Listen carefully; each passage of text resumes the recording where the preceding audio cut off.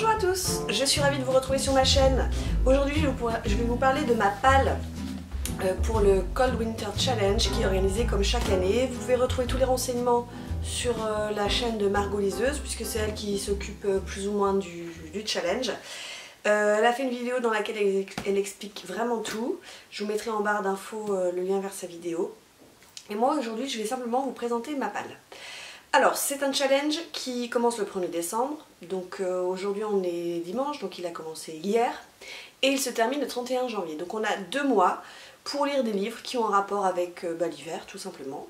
Vous allez voir c'est assez vaste, moi j'ai placé pas mal de choses, parfois j'ai essayé de gruger un peu pour mettre des bouquins dans certaines catégories.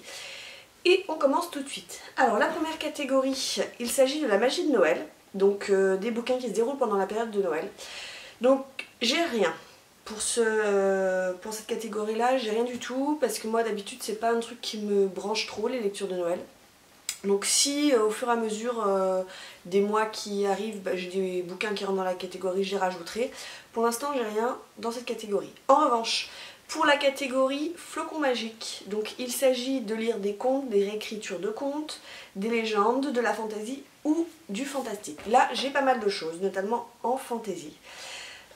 Donc, première lecture, La main de l'empereur, le tome 1 d'Olivier Gay, aux éditions Bragelonne. Je l'ai rencontré, Olivier Gay, au salon du livre fantastique de Lambesc, il y a à peu près un mois, 2 mois. J'ai pris son premier tome qui est de la littérature adulte. Voilà, j'ai commencé, hein, j'en ai lu même pas 100 pages, presque 100 pages. Moi je le mets dans la fantaisie. Pour l'instant il n'y a pas vraiment de fantaisie, à part que c'est dans un monde antique mais revisité, dans le sens où les villes dont il parle n'existent pas. J'attends de voir. Voilà, j'ai lu 87 pages exactement, je peux pas vraiment me faire encore mon avis, à part vous dire qu'il écrit vraiment très bien et qu'il a de nombreuses références, notamment au jeu du cirque antique, et je pense qu'il a bossé, il a bien bossé le garçon, parce qu'il connaît son sujet. Le deuxième bouquin que je vous présente donc dans les flocons magiques, c'est le deuxième tome de Magie Ex Libris, c'est toujours de Jim C. Hines, je ne sais pas comment on prononce, aux éditions de La Talente. Là il s'agit du deuxième tome Lecteur Né. J'avais beaucoup aimé le premier tome, rappelez-vous, que j'avais lu pour le Pumpkin Autumn Challenge. Je vous laisse aller voir ma vidéo, et mon avis sur le blog si ça vous intéresse. Là on est toujours avec Isaac qui est bibliomancien, c'est-à-dire qu'il peut passer d'un bouquin à un autre, et surtout il peut prendre dans les bouquins ce qui l'intéresse, donc par exemple une épée, un elfe de maison, je dis ça, je dis rien. Voilà, donc là il va être confronté a priori à des loups-garous, donc on est dans la fantaisie.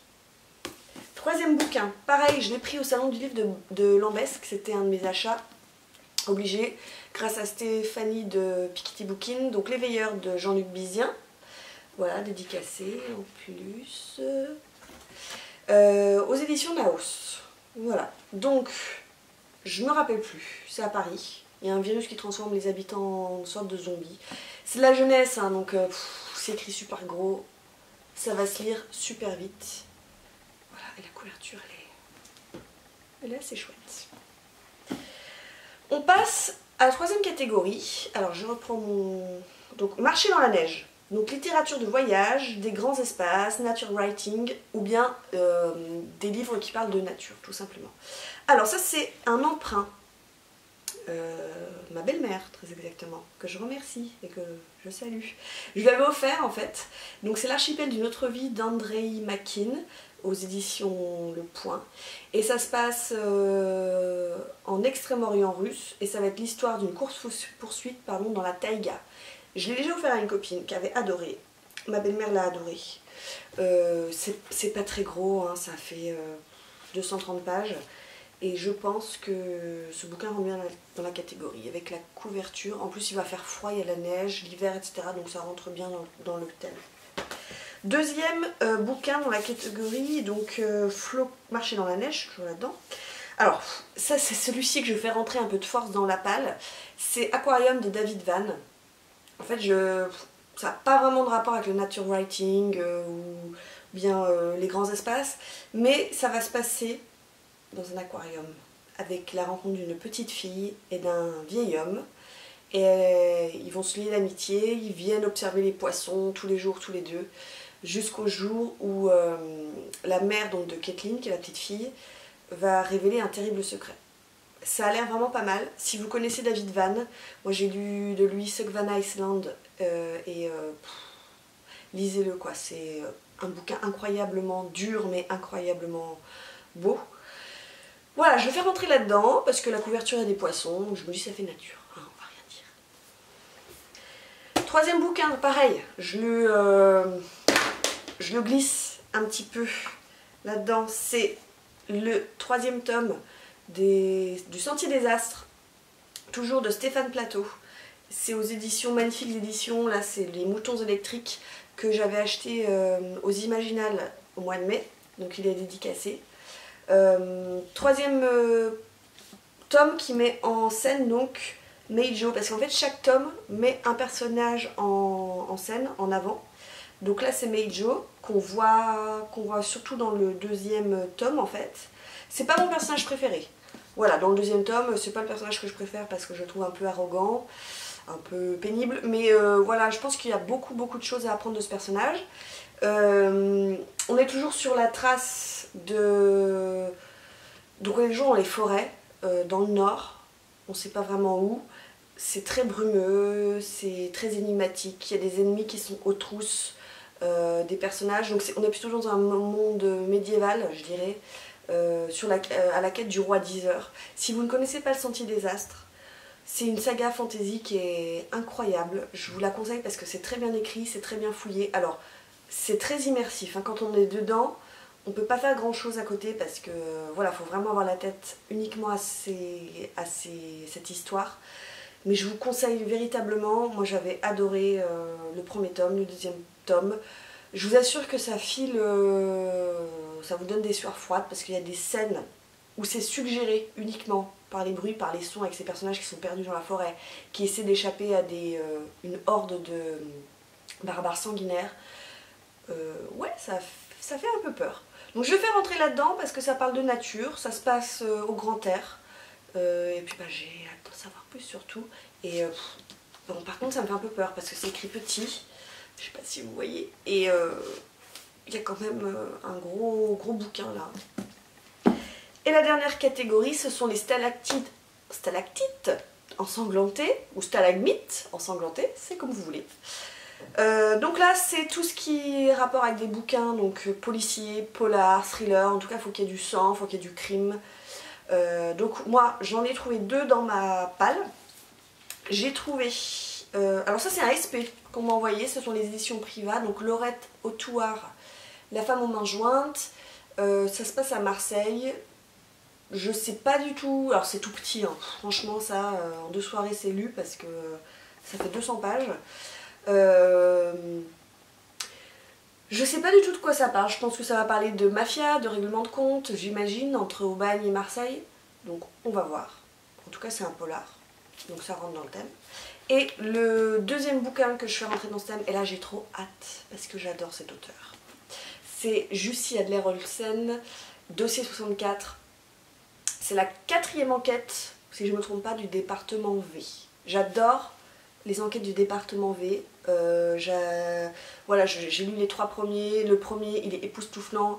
Le 2e, c'est un peu tiré par les cheveux, mais ça se lit. Le 3e, j'avais également beaucoup aimé. Et celui-là, il a l'air tout simplement génial. Donc en fait, pour ceux qui ne connaissent pas le département V, c'est l'histoire d'un flic.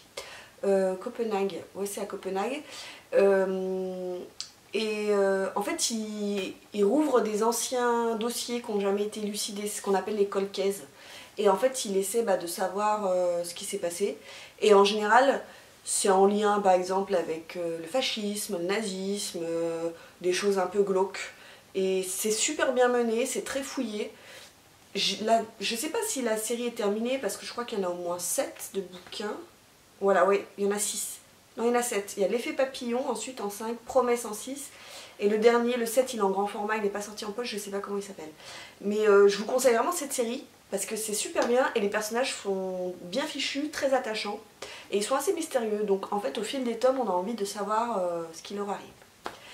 Voilà, c'en est tout pour ma palle du Cold Winter Challenge. J'ai 2 mois pour lire tout ça, donc je pense que c'est largement faisable. Bon, entre temps, bien sûr, il y a des SP qui vont se... Il y a toujours des SP qui se rajoutent, hein, moi, dans ma palle, avec notamment les SP qui viennent de certaines maisons d'édition, parce que j'ai un partenariat avec Presse de la Cité, ou notamment des partenariats avec Babelio, par exemple. Là, je vous montre. Ça, c'est un bouquin que je dois lire. Donc La goûteuse d'Hitler de Rosella Postorino, c'est aux éditions Albin Michel. C'est ma prochaine lecture, donc je finis Olivier Gay et ensuite je lis celui-ci. Donc il y a toujours des choses qui s'intercalent, donc forcément je fais pas le challenge d'un coup, mais je me dis que j'ai quand même 2 mois pour lire tous ces livres et que c'est largement faisable. Voilà, j'espère que cette vidéo vous a plu. Dites-moi en commentaire si vous avez lu déjà des bouquins, si je vous ai donné envie d'en acheter, d'en découvrir. Et si vous avez aussi envie de faire une lecture commune, n'hésitez pas à me contacter. Je vous mets toujours mon adresse mail dans la barre d'infos, donc vous pouvez m'envoyer un petit mail et puis on se fait une lecture commune. Moi, c'est toujours avec plaisir que j'organise ça avec vous. En tout cas, je vous souhaite de très belles lectures. Je vous souhaite un merveilleux mois de décembre. Moi, c'est mon mois préféré quand on commence à penser aux cadeaux, à courir les magasins, à décorer le sapin de Noël, à mettre des bougies, à boire du thé, des chocolats chauds. C'est ce que j'adore le plus. C'est mon anniversaire qui arrive, donc c'est une raison de plus pour aimer ce mois. Je vous souhaite de merveilleuses lectures. Je vous fais de très très gros bisous et je vous dis à très bientôt.